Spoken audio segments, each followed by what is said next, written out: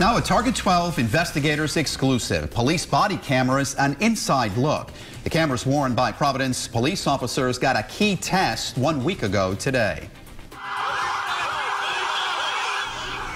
Investigators say Joseph Santos was shot to death after leading police on a high-speed chase. Video from a body camera is now part of the investigation into that use of deadly force. And we wanted to know more about the training that officers go through with these cameras and the impact the technology could have once it's online for the entire patrol division. Target 12 investigator Walt Buteau has the details.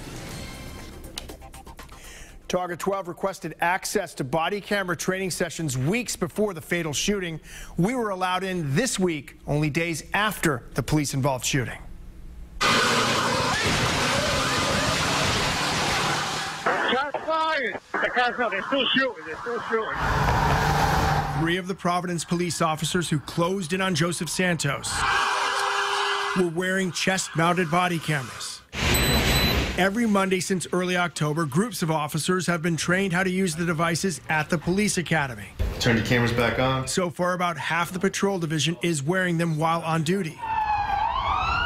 In the Santos case, investigators say one officer neglected to turn on his camera. A second did not tap the device the required 2 times to get it rolling. The third recorded this clip that shows the truck burning rubber on the asphalt.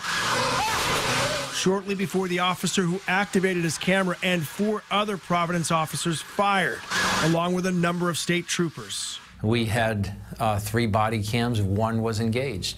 There was nothing malicious. Is that okay? That's going to happen. But if officers continue not to engage, then there'll be consequences.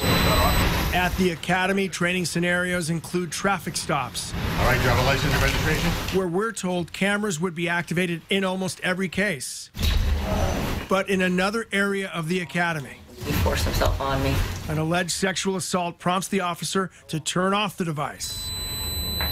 Officer discretion is allowed in sex crimes. Yeah, I'm not going to talk to you guys with water, man. Incidents when someone asks not to be recorded, and cases involving informants or undercover officers. By the way, you being recorded? A number of police officers tell us one reason they support the idea of body cameras is the prevalence of civilian-recorded cell phone videos that have captured police in alleged misuse of force incidents. Body cams will give police their own version that might be more complete than cell phone videos. Harry says that played out in the Santos case, where a nearby driver recorded the gunfire in this video.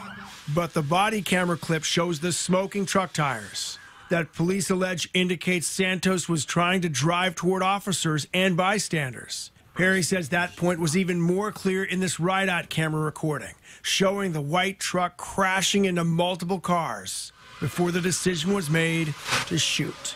Not having any of that, we have body cams that document the interaction and what we did, so it's a big help. A number of studies reviewed by Target 12 show complaints against police tend to go down after body cameras are deployed. We have that part of our report on WPRI.com. With the Target 12 investigators, Walt Buteau, Eyewitness News. New details in a Target 12 investigators exclusive police body cameras and inside look. At 5, we took you inside the training program for Providence officers. And nearly half of the department's patrol division is wearing body cameras, including 3 officers on the scene of last week's deadly pursuit. Only one of those officers activated the camera correctly. This is the clip he recorded. It's now considered a key piece of evidence in the case. New at 6, a look at how body cameras could impact police work in the coming months and years. Target 12 investigator Walt Buteau dug through a number of body camera studies and is here now with what he discovered. Body cameras were online for barely a month when the officers, the city's policy, and the technology got their first test.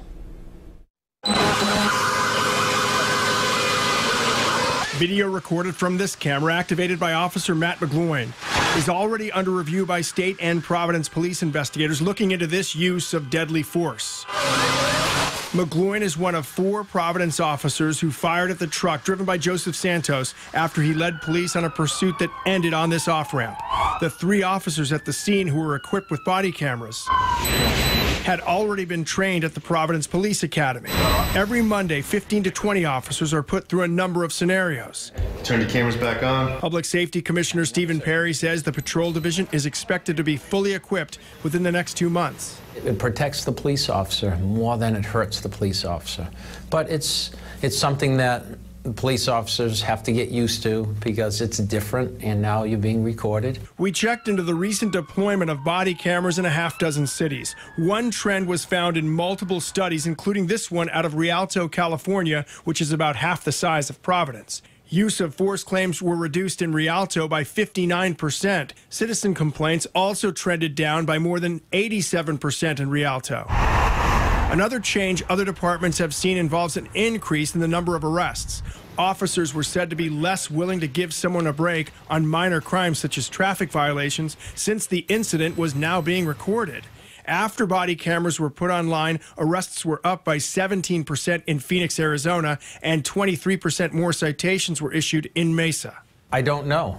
I don't know if we're going to see, a drastic increase in arrests. Ready for all the criticisms. You didn't engage, the angle was off to the right. We will wait to track what happens in Providence. Another study of note out of Washington, D.C. that involved 2,200 officers showed there were no statistically significant effects following the deployment of body cameras. With the Target 12 investigators, Walt Buteau, Eyewitness News.